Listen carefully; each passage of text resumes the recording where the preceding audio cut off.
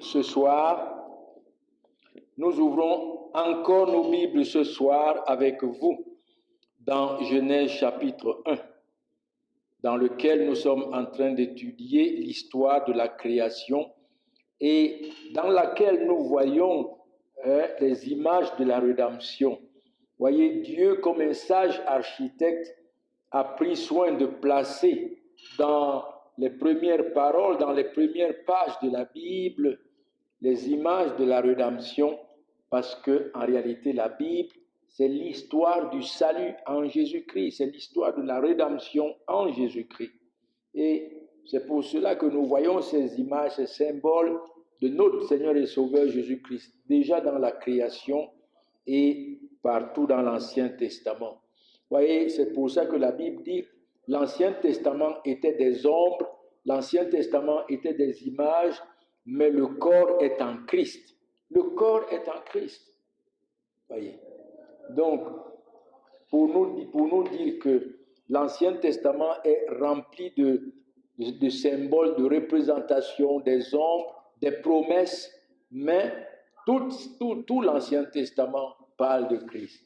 C'est pourquoi le Seigneur Jésus-Christ pouvait dire à ses frères juifs qui refusaient de l'écouter, dans Jean chapitre 5, versets 39 à 40, il dit, vous sondez les Écritures pensant trouver en elles la vie éternelle, mais ce sont elles qui rendent témoignage de moi.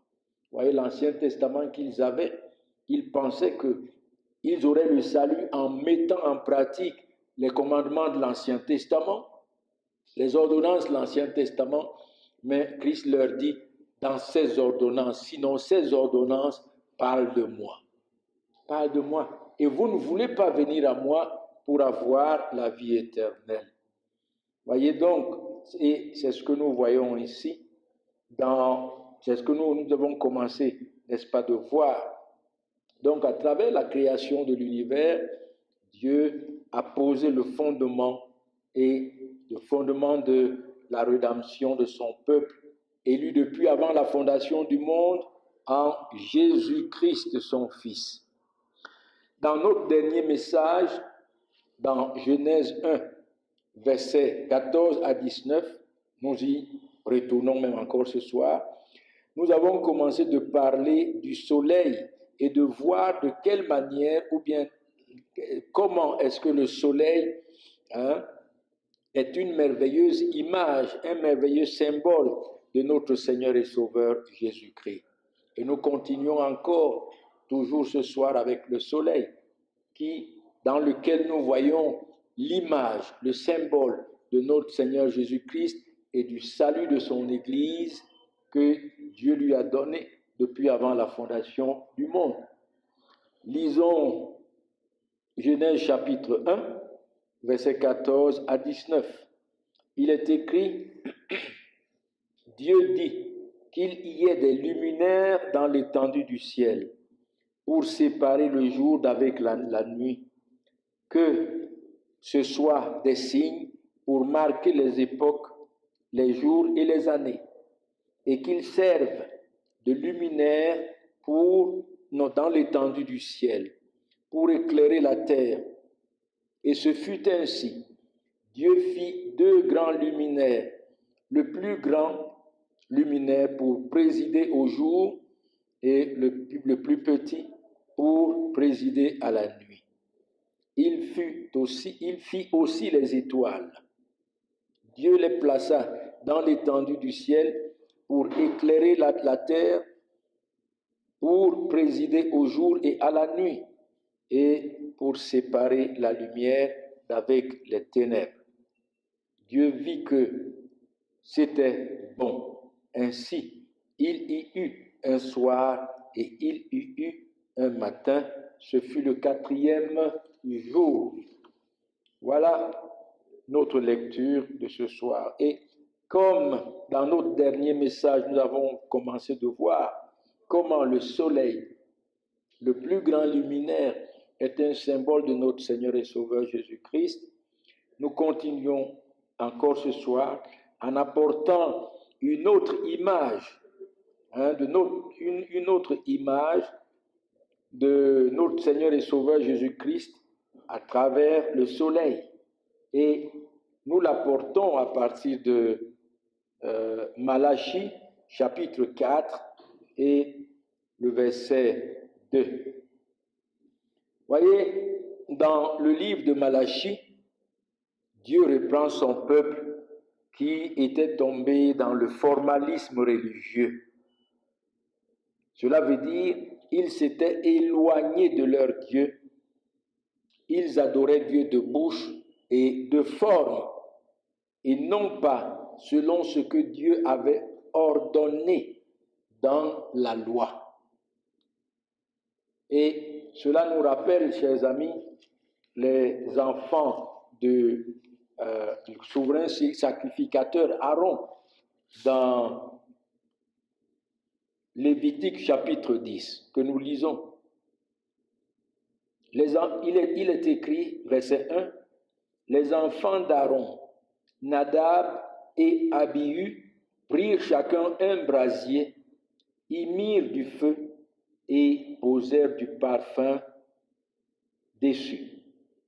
Ils apportèrent devant l'Éternel du feu étranger, ce qu'il ne leur avait pas été ordonné. Alors le feu sortit de devant l'Éternel et les consuma. Ils moururent devant l'Éternel. Voyez, l'Éternel avait ordonné que tout feu qu'on utiliserait dans le tabernacle ou bien dans le tabernacle devait sortir de l'autel des sacrifices, parce que c'est le feu de l'Éternel lui-même. Le feu de l'autel des sacrifices, c'est un feu qui est tombé du ciel, qui est venu du ciel. Et cela a beaucoup de symbolisme. L'autel des sacrifices représentait la croix et le feu représentait la colère de Dieu. Vous voyez, et c'est Dieu lui-même qui a chargé son Fils Jésus-Christ de nos péchés et l'a frappé sur la croix. La colère de Dieu est tombée sur lui.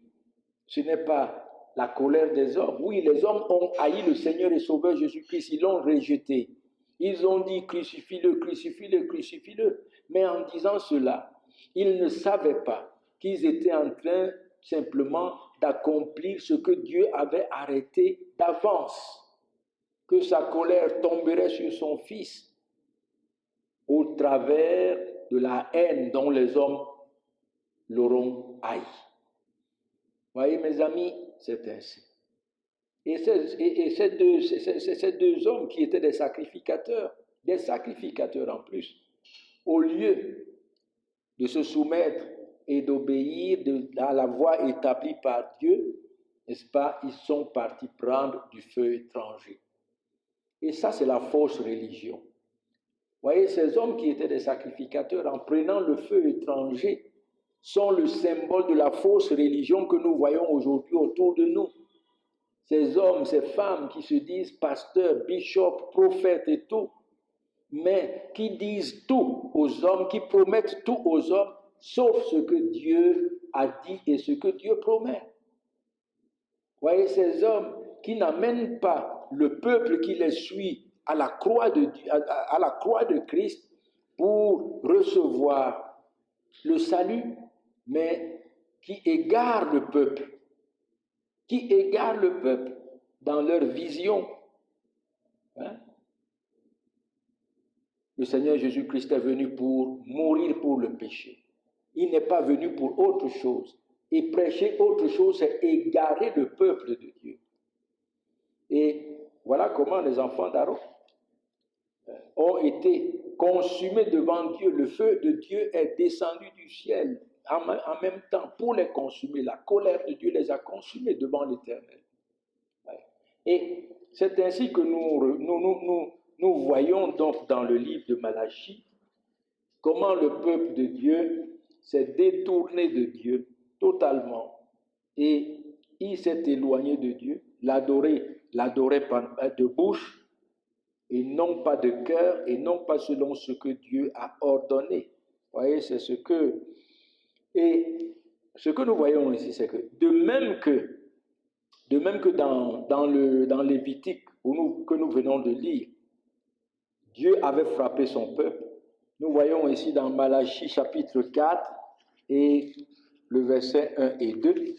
Premièrement, dans le verset 1, comment Dieu promet de juger son peuple, de juger les incrédules de son peuple, ces hommes qui l'ont rejeté, ces hommes qui se sont attachés à leur propre vision au lieu d'adorer Dieu selon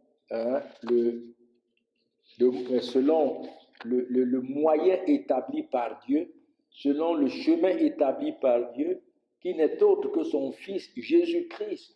Vous voyez, c'est pourquoi lorsque nous lisons dans les premiers chapitres de Malachie, Dieu reproche à son peuple de lui offrir des animaux impurs, des animaux infirmes, des animaux borgnes, alors que la loi exige des animaux sans tache ni défaut. Sans tache ni défaut, symbole de notre Seigneur et Sauveur Jésus-Christ, saint, sans défaut et sans tache, qui devait être sacrifié pour le péché de son peuple. Et toutes ces choses sont tellement glorieuses et toutes ces choses sont tellement très chères au cœur de Dieu. Voyez, parce qu'en offrant à Dieu des animaux borgnes, des animaux infirmes, le peuple de Dieu était en train de profaner le nom de Dieu et s'éloigner de Dieu. Et c'est ainsi que dans ce chapitre 4, au verset 1, il dit « Car voici le jour vient, ardent comme une fournaise, tous les hautains tous les méchants seront comme du chaume. Le jour qui vient les embrasera, dit l'Éternel des armées. Il ne leur laissera ni racine ni rameau. » Voilà comment Dieu promet de juger sévèrement son peuple, et particulièrement ces hommes, ces incrédules, ces hommes qui l'ont rejeté. Mais nous voyons au verset 2 qu'en même temps, il y avait un reste dans le peuple qui craignait l'Éternel.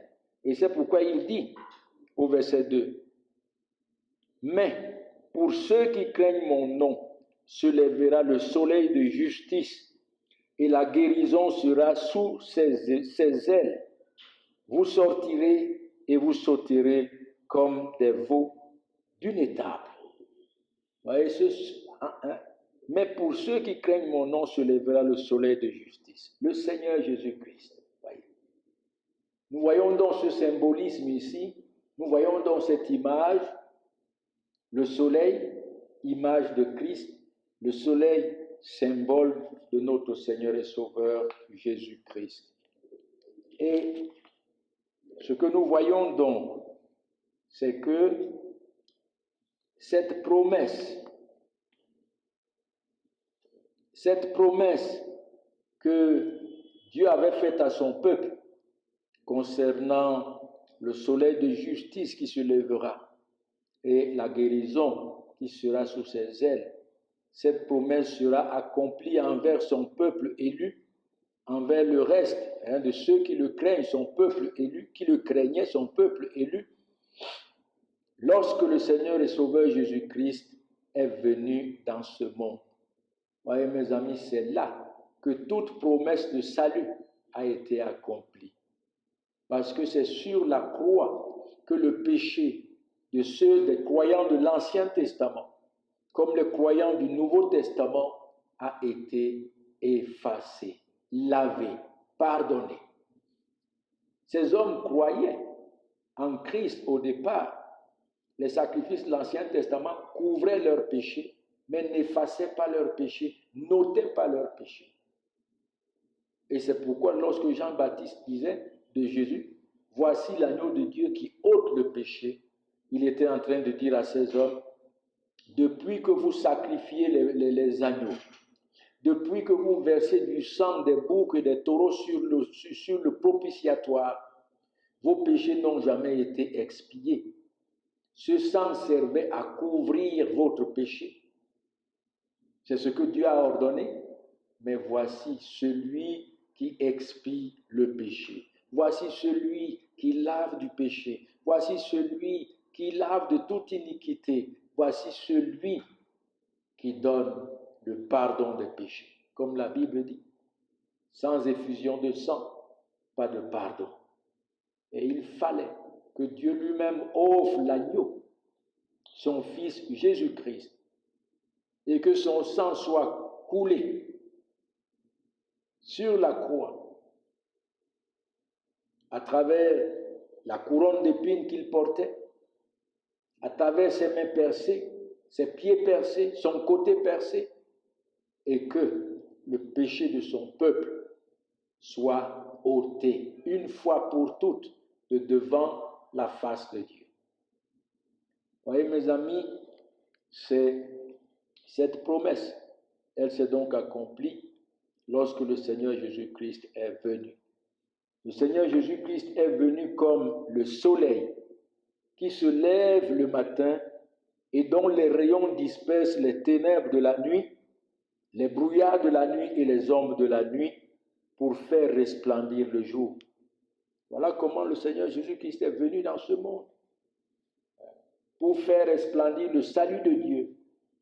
Il est venu pour chasser les ténèbres, il est venu pour chasser toutes les ombres des ténèbres de dessus son peuple qui marchait dans les ténèbres, qui marchait dans l'ombre de la mort. Et c'est ce que le Seigneur Jésus-Christ a fait.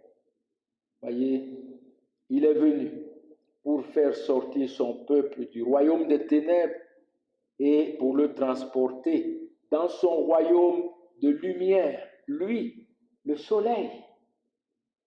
Lui, le soleil. Ainsi donc, par sa vie parfaite, le Seigneur Jésus-Christ, le soleil de justice, a satisfait à la justice de la loi qui condamnait son peuple et a payé la dette du péché de son peuple par son sang qui a coulé sur la croix.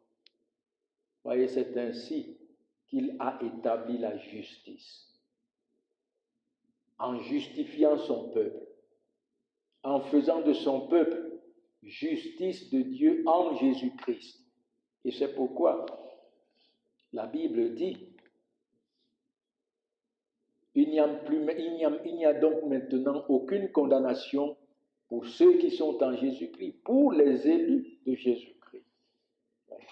Lorsque nous parlons de justification, nous parlons du fait que Dieu a rendu juste ceux pour qui Christ est mort, ceux pour qui Christ a été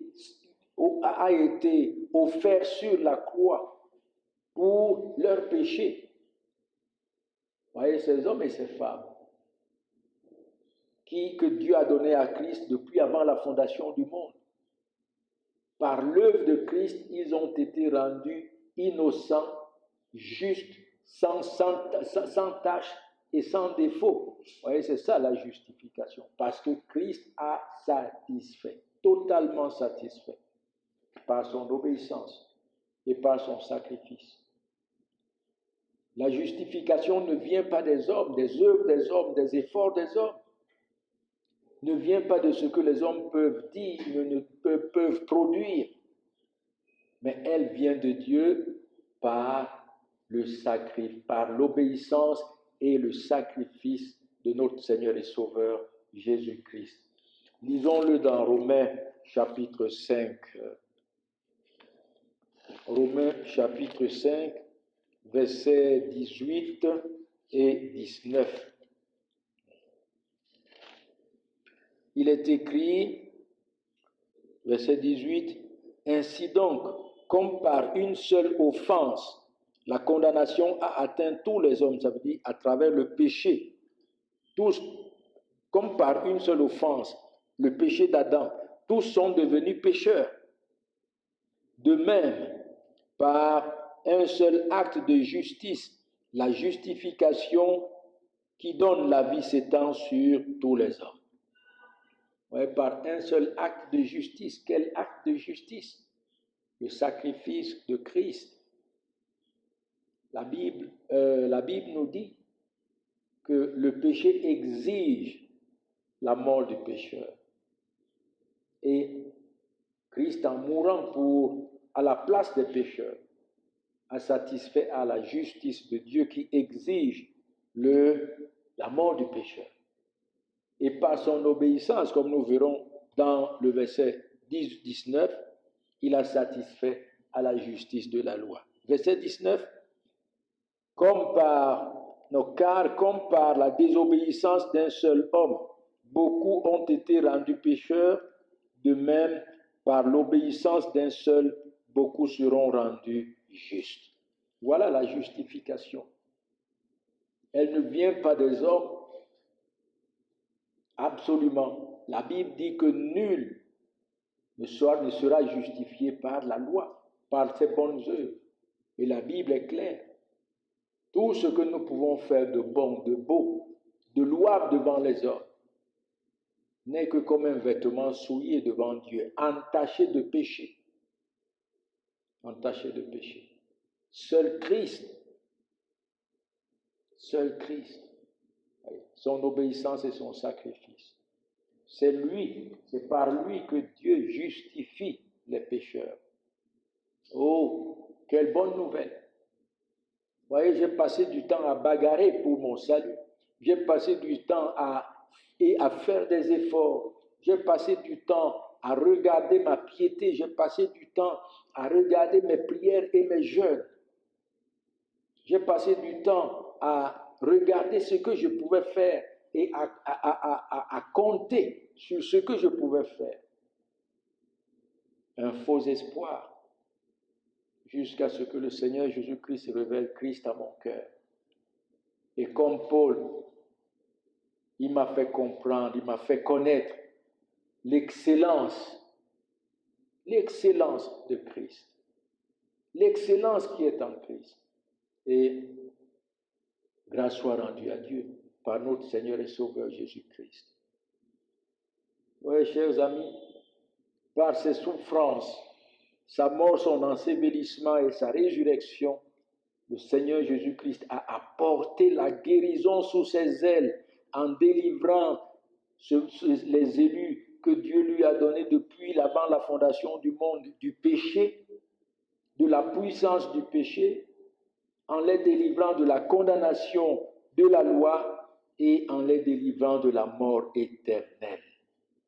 Et il a apporté la liberté et a répandu sa joie dans leur cœur, afin que comme des petits veaux, n'est-ce pas, ils sautent sur les tables. Comme des petits veaux qui sautent sur les tables. Hein?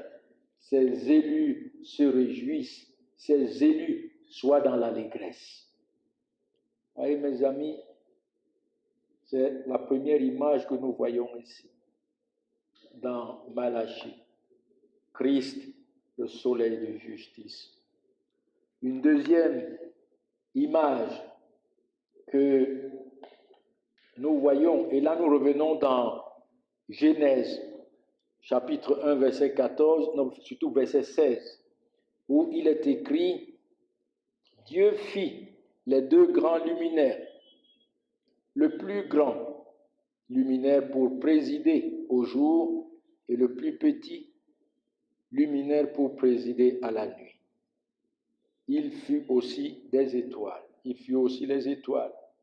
Et quelle est cette autre image de la rédemption que nous voyons ici? Quel est cet autre symbole de la rédemption que nous voyons ici? C'est le jour. Le jour. Vous voyez, mes amis, dans la Bible, le jour est le symbole de la lumière, le symbole du salut en Jésus-Christ, et la nuit est le symbole des ténèbres, de la mort dans le péché et de la mort spirituelle. Lorsque la Bible dit nous sommes des enfants du jour, nous ne sommes pas de la nuit. Ça veut dire quoi? Nous ne sommes pas de ceux qui sont encore morts dans leur péché, mais nous sommes de ceux qui ont été sauvés. Ceux qui sont en Jésus-Christ. Vous voyez, c'est ce que nous voyons ici. Et Il est dit dans le verset 16, que le soleil préside le jour et la lune préside la nuit. Ainsi, ce que nous voyons ici comme image, le Seigneur Jésus-Christ, qui est le soleil de justice, préside sur le salut de son peuple. Il préside sur le salut de son peuple. Et cela veut dire quoi? Il est le maître du salut. Le salut vient de lui et le salut est donné par lui et en lui seul. En lui seul. Voilà comment le Seigneur Jésus-Christ préside dans le salut des pécheurs. Il préside dans le salut de son peuple. Vous voyez, c'est le Seigneur Jésus-Christ qui a dans sa grâce aimé un peuple de pécheurs depuis l'éternité. C'est lui qui, au temps marqué, est venu chercher et sauver ce peuple en se donnant sur la croix pour payer la dette du péché de ce peuple-là. Et c'est en lui que ce peuple trouve pleinement et parfaitement tout ce que Dieu exige pour le salut de l'âme et pour l'héritage de la gloire éternelle qui est réservé là-haut. Voyez mes amis, le Seigneur Jésus-Christ est le maître du salut. Le salut vient de lui et de lui seul. Le salut est exécuté par lui et par lui seul. L'homme n'y collabore en rien. Si on peut parler de collaboration, ce que l'homme pouvait apporter, c'est son péché, dont il a besoin d'être sauvé. Mais la Bible nous enseigne que l'homme est incapable de lui-même de venir vers Dieu. Et c'est Dieu qui, dans sa grâce, attire. C'est Dieu qui, dans sa grâce, est venu en Jésus-Christ pour chercher et sauver ces élus qui étaient perdus dans le péché, dans la mort. Oui. C'est lui qui est venu les chercher. C'est lui qui est venu les sauver. Jamais nous n'avons vu personne qui est né cherchant Dieu, qui est né avec le remords qu'il est pécheur, qui est né avec la crainte de l'enfer. Aucun. Toutes ces choses sont l'œuvre de la grâce de Dieu dans le cœur. Si vous voyez un homme qui a peur de l'enfer, c'est qu'il y a un Dieu. Oui, il faut dire que certains ont peut-être peur, tout simplement parce qu'ils ne veulent pas être jugés et condamnés. Mais c'est l'œuvre de la grâce dans les cœurs. Voyez, mes amis, le salut est pleinement et parfaitement l'œuvre de notre Seigneur et Sauveur seul. C'est son dessein formé en lui-même depuis avant la fondation du monde. L'homme ne peut pas y collaborer, l'homme ne peut rien apporter, absolument rien. Et c'est pourquoi nous sommes frustrés. En fait, nous ne sommes pas frustrés, c'est la fausse religion. C'est ça la fausse religion, c'est ça la philosophie humaine qui veut comprendre la parole de Dieu à travers le raisonnement humain. Et c'est ça qui est à l'origine, n'est-ce pas, de cette doctrine de la décision de l'homme, le libre arbitre de l'homme. Quel homme peut-il se décider? Quel homme a-t-il le libre choix? Mort dans le péché, un cadavre a-t-il le libre choix? Un cadavre peut-il décider de quoi que ce soit? Non, la Bible est claire, c'est par grâce, c'est par la grâce de Dieu. Et c'est Dieu qui attire. Ainsi, nous voyons comment le Seigneur Jésus-Christ préside sur le salut de son peuple. Voyez, mes amis, tout vient de lui, tout est par lui et tout est en lui. Et une dernière chose que nous voyons, comme le soleil préside sur le jour, le Seigneur Jésus-Christ non seulement préside sur le salut de son peuple, il est le maître du salut de son peuple, mais nous voyons aussi comment il préside sur son peuple, son Église. Voyez, la Bible dit, ceux qui sont en Christ sont du jour. Ils sont du jour, nous sommes du jour. Nous qui marchons dans la journée, dans la lumière. Voyez, le Seigneur Jésus-Christ préside sur son Église. Il est le chef, il est la tête de son Église. Il est le Seigneur de son Église. Voyez, l'Église de Christ n'est pas laissée au bon vouloir et à la guise des hommes. Comme nous voyons des hommes aujourd'hui décidés par-ci, par-là, à la place de Christ. Ça veut dire quoi? En mettant les Écritures de côté, en mettant ce que Christ ordonne de côté et en prenant des décisions qui sont purement humaines. Vous voyez, ça c'est de la fausse religion. Ça n'a rien à voir avec l'Église de Christ. Absolument. L'Église de Christ, il l'a acquise sur la croix par son sang. Elle lui appartient et elle lui est soumise en toutes choses. La vraie Église de Christ. Ce n'est pas la vraie Église qu'on voit ici à Bafoussam, à Banengola. Non, ce n'est pas ça. L'Église invisible de Christ. Oui. L'Église invisible de Christ. Elle lui est soumise en toutes choses. Et dans Éphésiens chapitre 5, verset 22, il dit, femmes, soyez soumises à vos maris, comme l'Église est soumise en toutes choses à son époux qui est le Seigneur et Sauveur Jésus-Christ. Voyez, comme le soleil répand ses bienfaits sur le jour et sur tous ceux-là qui sont en éveil le jour, ainsi le Seigneur Jésus-Christ répand son amour, sa surabondante grâce, sa miséricorde infinie et ses compassions éternelles sur son Église.